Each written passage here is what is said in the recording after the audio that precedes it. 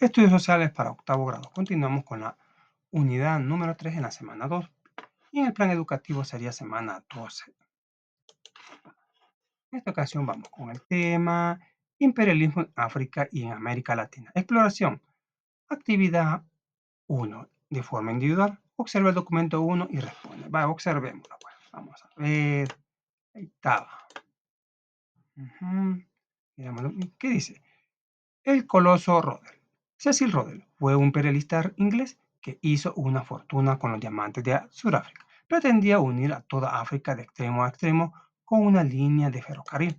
Esta imagen fue publicada en 1892 por la revista inglesa Punch. Fuente Sambure 1892 de Ronald Colaxus. Leamos que hasta hizo un colapso. La primera pregunta dice, ¿qué está haciendo el personaje? ¿Dónde se encuentra? ¿Qué significado encuentras en los objetos y en la proporción del personaje con respecto al continente? Lo que está haciendo es mostrando su poderío en la región africana. El significado que denotamos en la imagen es que el personaje de Cecil Robles muestra que él domina de extremo a extremo el continente africano. Teniendo en cuenta las anteriores observaciones, la fecha de publicación, el nombre del personaje, la actividad que lleva a cabo y el continente sobre el cual se posiciona, ¿de qué trata la imagen? Vamos, ¿de qué trata? Trata de Cecil Rhodes, que fue un imperialista inglés que hizo una fortuna con los diamantes de Sudáfrica a finales del siglo XIX. Pretendía unir a toda África de extremo a extremo con una línea de ferrocarril. Eso es lo que más o menos simboliza unir toda África para dominarla. Es lo más común. Tiene un cierto parecido con Hitler, ¿verdad? Pero no es él. Yo iba a poner que era Hitler, pero aquí dice que es el señor Cecil Rhodes. Continuamos. La siguiente parte dice, actividad 2, en pareja. Leen el fragmento del discurso documento 2 y respondan. Leámoslo, aunque está bien feo eso que dice, pero leámoslo. Dice, racismo e imperialismo. Señores, debemos hablar más fuerte y más honestamente. Debemos decir abiertamente que, de hecho, las razas superiores tienen derechos sobre las razas inferiores. Repito, que las razas superiores tienen un derecho porque tienen un deber. Tienen un deber de civilizar a las razas inferiores. En las historias de siglos anteriores, estos deberes, señores, han sido muchas veces mal entendidos, y ciertamente cuando los soldados y exploradores españoles introdujeron la esclavitud en América, no cumplieron con su deber como hombres de una raza superior. Pero en nuestro país, en estos tiempos, sostengo que las naciones europeas componen generosidad con grandeza y con sinceridad de este superior de civilizar. ¿Qué manifestaciones racistas se evidencian en el texto? ¿Cómo se han transformado esas ideas en la actualidad? ¿Qué se manifiestan racistas? Manifestaciones racistas se evidencian en el texto al decir que hay razas superiores y razas inferiores, cuales deben ser civilizadas a manera de ello. ¿Cómo se han transformado estas ideas en la actualidad? En que hay naciones desarrolladas y otras subdesarrolladas, ¿va? Así nos tratan, ahí nos tratan como inferiores, ¿va? A las subdesarrolladas las tratan como basureros, ¿va? ¿Cómo se explica la vinculación entre imperialismo y racismo propio de finales del siglo XIX? El racismo sirvió al colonialismo como una de las principales justificaciones para imponer al mundo un sistema de dominación como es el imperialismo. En otras palabras, el racismo al tener de menos a otro el motivo para estar sometidos a otro. Esa es la relación que hay entre ambos términos. Continuamos. Vamos a ver el siguiente. Profundización. El continente africano, antes de la conquista, prohibió al reparto de su territorio. El continente africano estaba habitado por una diversidad de etnias con diferentes sistemas políticos, desde tribus nómadas con instituciones rudimentarias hasta monarquías centralizadas y desarrolladas. En la época del imperialismo, África fue un territorio de disputa entre las potencias europeas, todos los países peleando por quién dominaba más. En el sur del continente, los boeres holandeses y los británicos se enfrentaron por la extracción de diamantes y de oro. En Inglaterra, Anglo-Boer en 1880, 1881 y 1989-1913. La dominación europea de África pasó por dos momentos. El primero es del siglo XV hasta el final del siglo XIX, 1885, en el que se avanzó hacia el interior del continente, excepto en África del Sur. En esta primera etapa predominó el comercio de esclavos, oro y marfil, por parte de portugueses y franceses británicos, interesados también en controlar la ruta de la especie. La segunda etapa se celebró después de 1885 y se caracterizó por el avance de la ocupación de territorio. Aquí tenemos un mapa de 1870, cómo estaba proporcionada África en diferentes potencias europeas. ¿Va? Aquí tenemos, como morado tenemos Francia, esta parte aquí. Aquí en violeta tenemos España en bajas proporciones. En verde tenemos a Inglaterra, en bajito. De ahí tenemos en naranja tenemos Portugal, está bien bajo. Y vamos a ver otro mapa. Tenemos esto se llama Boanerna, en gris, bien baja. Y en grises, aquí está como que no ha sido conquistado. Ahora, pasamos al siguiente mapa. Pero vamos a leer primero. Dice, la conferencia de Berlín y la colonia de África, la colonización de África más. Algunos estados nacientes como Alemania e Italia llegaban tarde a la expansión colonial. O sea que les tocó poquito porque llegaron bien tarde y reclamaban otros territorios. En 1884 y 1885 se celebró la conferencia de Berlín, impulsada principalmente por Alemania, bajo la dirección de su canciller Otto von Bismarck. En dicha conferencia participaron 15 países europeos. Sin embargo, antes de terminar la deliberación, Alemania se había anexionado una extensión de tierra mayor al imperio alemán en Europa. Este evento marcó el comienzo del reparto y ocupación de los territorios en África, a excepción de Liberia y Abyssinia, hoy Etiopía, que no permitió la ocupación por parte de Italia, no los quisieron. Para 1914 se habían creado 50 colonias. El progreso de los imperios europeos estuvo marcado por el robo, la mutilación, la violación y la tortura. Un continente ya devastado por el tráfico de esclavos fue sometido a tal situación de barbarie. Los europeos colonizaron África. Veamos cómo, a diferencia del mapa anterior, veamos, estos azulitos son Francia, los que más dominan. Es lo que nos van a preguntar en unos momentos. Alemania también, ¿va? No, no, no, Alemania no, sería, en rosado sería el Reino Unido. Mire cuánta porción tiene el Reino Unido. Está aquí, está aquí, está aquí, está aquí, está aquí, y todavía sigue aquí. Mira. De ahí le sigue Alemania, pero en bajas proporciones. Aquí está, sí, está Alemania, Alemania, Alemania, en bajas proporciones. Continuamos. Dice la siguiente actividad.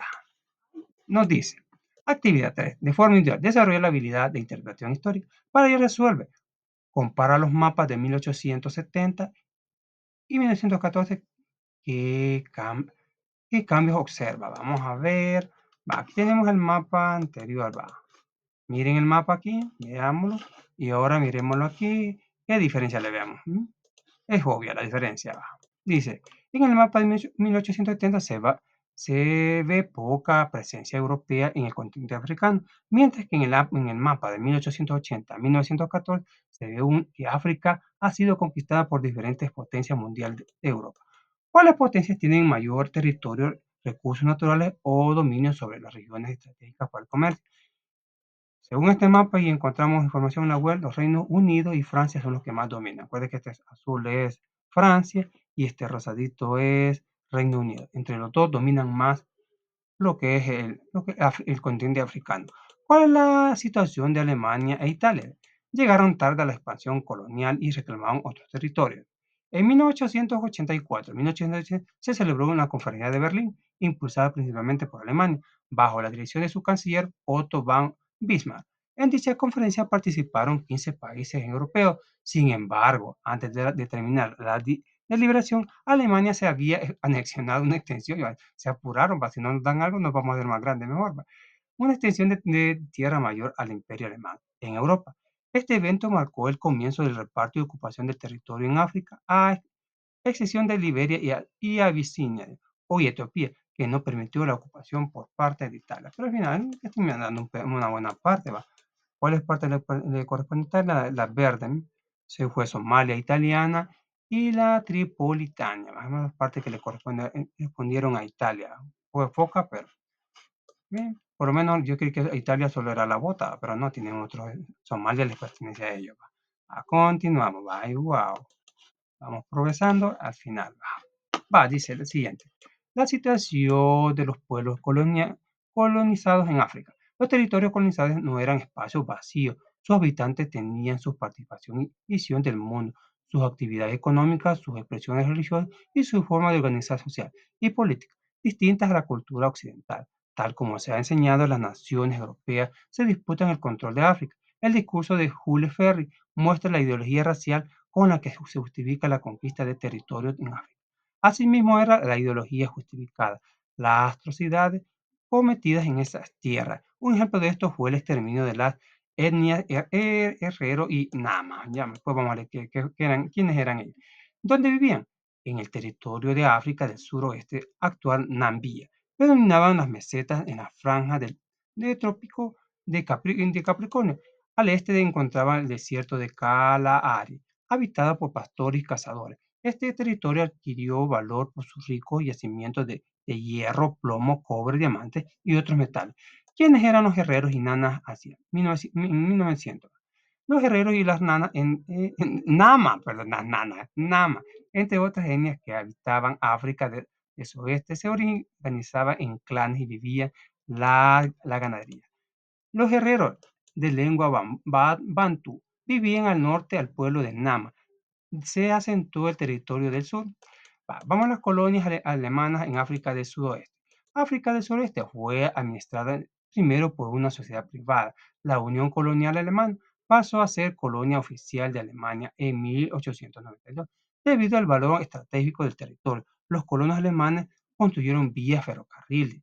La organización de la colonia en ese territorio se basó en la marginación jurídica de las etnias nativas a las que confiscaron tierra y ganado en beneficio de los colonos alemanes, quienes desarrollaron la ganadería extensiva. De esta forma, las etnias eronanas fueron relegadas. Ese fue el principal motivo de la revuelta como manifestación de la resistencia a las etnias herero y nama en 1904. Va. Actividad 4. Desarrolla la habilidad de conciencia histórica temporal. Para ello, completa la tabla con características del imperialismo europeo en África a partir del siguiente aspecto. Vamos a ver las características. Dice, me imagino que lo vamos a hacer grande y así va, ya sí lo entiendo. Características del imperio europeo en África. Económico.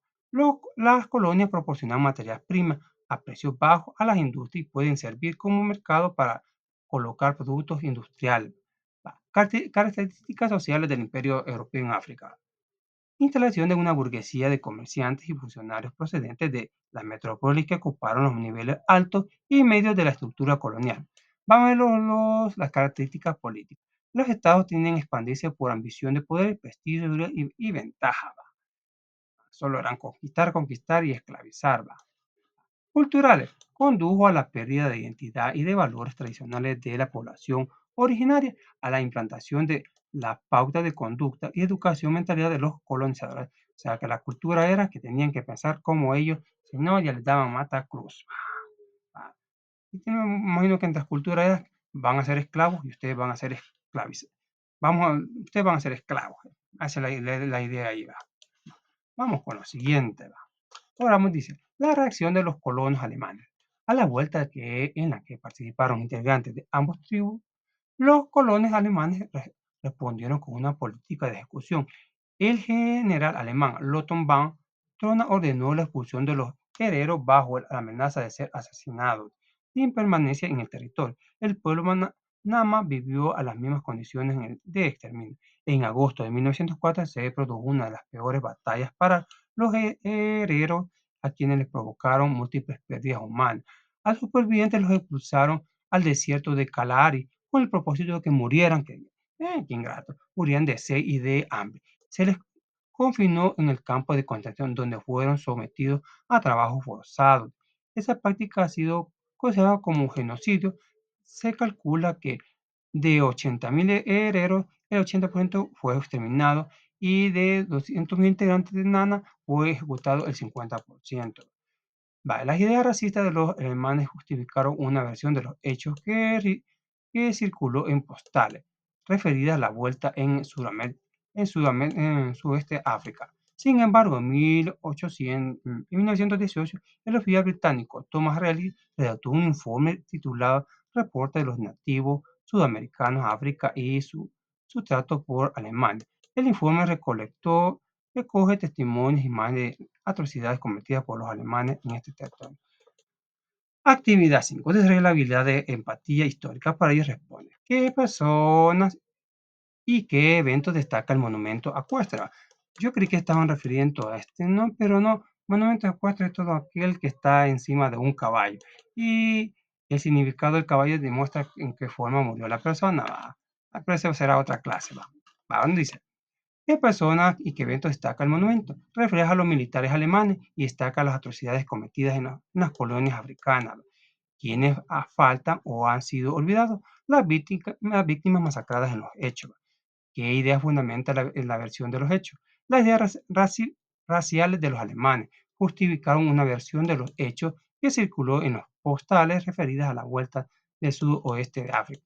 ¿Qué versión de la historia cuenta sobre las personas pertenecientes a la etnia y herederos nana? Un informe redactado en 1918 por el oficial británico Thomas Orley, titulado Reporte de los nativos suroeste de África y su trato por los alemanes. Sigamos, vamos con, ya le dimos duro a la pobre África y vamos a darle a lo que pasó en América. Vamos a ver. El imperialismo estadounidense en el continente americano. Oh, aquí, para seguir llorando. América había sido colonizada por España y Portugal, Francia e Inglaterra en los siglos 16 y 18, lo que permitió la consolidación de estas naciones como imperios coloniales, pero también despertó entre ellas evidentes rivalidades. Con la expansión de la industrialización de a final del siglo XIX, se formaron nuevos imperios fundamentados en la industria, el comercio, la conquista, las nuevas ciencias y militares y la política moderna, los refuerzos y las conquistas de los renovados imperios alemán, holandeses y estadounidenses convergían, donde los decadentes imperios españoles y portugueses eran reemplazados o reducidos a un papel secundario. En América, España y Portugal no eran rivales para Estados Unidos, tampoco eran emergentes y mal organizados. Estados Unidos independiente latinoamericano consumidos por las constantes guerras civiles. El imperialismo estadounidense comenzó a construirse en la guerra contra México en 1886 y 1888, en la que este último perdió sin oponer mayor resistencia a la mitad de su territorio, que incluía Texas, Nuevo México, Alta California. Ese acontecimiento fue seguido de una serie de intervenciones estadounidenses en el continente durante la primera mitad del siglo. Vamos a todas las conquistas que hizo Estados Unidos sobre América. Tenemos la de México en 1914, durante la revolución bombardearon y ocuparon Veracruz. Tenemos en Honduras otra invasión en 1903, 1907, 1911, 1902, 1920, 1924 y 1925. En Nicaragua hubo otra, en 1909, 1912 hasta 1925, 1927 a 1933. En Panamá, bueno, ahí fue 1903, 1904, 1916, 1921 y 1925. Ahí fue la, imagino que aprovecharon la construcción del canal. ¿Va? Tenemos otras intervenciones en Cuba. Aquí tenemos las fechas, tenemos en Haití, fue una protectora dominancia de los Estados Unidos, Haití. ¿Va? República Dominicana controló los ingresos aduaneros hasta 1941. Tenemos en Venezuela, ahí parece que ellas fueron a negociar la intervención del canal. ¿Va? Estados Unidos bloqueó a ingleses y alemanes en 1912 y 1913. Estados Unidos fue una de las potencias que tuvo predominio en la región de los imperios europeos. No intervinieron como lo habían hecho en Asia y en África. Esto se debió a que una serie de factores de sistemas diplomáticos que le permitió mantener el control e impedir inclusiones de las potencias europeas. Pero como ya vimos en las clases anteriores, Estados Unidos domina las Filipinas, ¿va? Otra parte del mundo. ¿Va? Continuamos. Sigamos, va. Vamos a ver cómo siguió Estados Unidos dominando a América. La doctrina Monroe y la política del Big, el gran garrote. Aquí tenemos la doctrina del gran garrote. Ahí está, un hombre paseándose por todo el continente. Miren aquí va con un tren. Santo Domingo, Cuba, México, Panamá. Así dominó Roger W.A. 1904. Del Big Stick in the Caribbean, el gran garrote en el Caribe. Así como dominaba. Vamos a ver. Donde nos quedamos aquí, va. La doctrina del gangarrote, va. Como imperio emergente, Estados Unidos desarrolló una política diplomática militar e intervenciones en el continente americano. Para ello significó la doctrina de James Monroe en 1820. Esta diplomacia establecía que cualquier intervención de los europeos en América sería vista como un acto de agresión que requería intervención de los Estados Unidos. La doctrina Monroe, o sea, que Estados Unidos no permite que nadie venga bueno, ahí se puede, porque por ahí vamos, podemos entender todas las intervenciones, porque las políticas del presidente Bukele no le han gustado a Estados Unidos, ¿va? La doctrina de Monroe sintetiza una frase: América para los americanos, y entendiendo por americanos a los Estados Unidos. Bueno, sí, por eso no le gusta que bueno, en El Salvador vengan a intervenir los chinos, la comunidad europea. Ahí la política del gran garrote y la doctrina de Monroe. ¿Va? El presidente McKinley recurrió a la doctrina Monroe para respaldar la intervención en Cuba en 1893, que dio inicio a la guerra contra España y la obligó en el Tratado de París 10 de diciembre de 1898 a ceder su dominio sobre Cuba, Puerto Rico y Filipinas, pero fue Theodore Roosevelt quien designó esta doctrina en el discurso de toma de posesión en 1901. Adicionó la idea del gran garrote a la nueva diplomacia. La diplomacia del dólar se implementó a través de intervención de agentes bancarios en asuntos económicos financieros, cuando estos países se controlaban una situación de bancarrota debido a su deuda extrema en lugar de intervención militar. Estos agentes con respaldo diplomático estadounidense otorgaban préstamos millonarios para pagar esa deuda. Sin embargo, estos préstamos no eran gratuitos, no eran regalados. A cambio, los agentes bancarios adquirían el derecho de controlar las aduanas, de participar en las intervenciones de infraestructura, especialmente en el desarrollo de los ferrocarriles, y intervenir en los bancos nacionales en esos países. Esto le daba un gran poder sobre la economía y los recursos de las naciones. A ver, eso dice, la diplomacia del dólar, dice, vamos a ver qué sigue diciendo, fue impulsado por William Taft en 1909-1903. Relacionaba una política exterior agresiva con intereses económicos de empresas norteamericanas, concedía como amenaza no solo con presencia de otras potencias, sino también de empresas ajenas al continente. Se manifestó en las intervenciones en Honduras, Haití, Nicaragua en 1909 a 1912.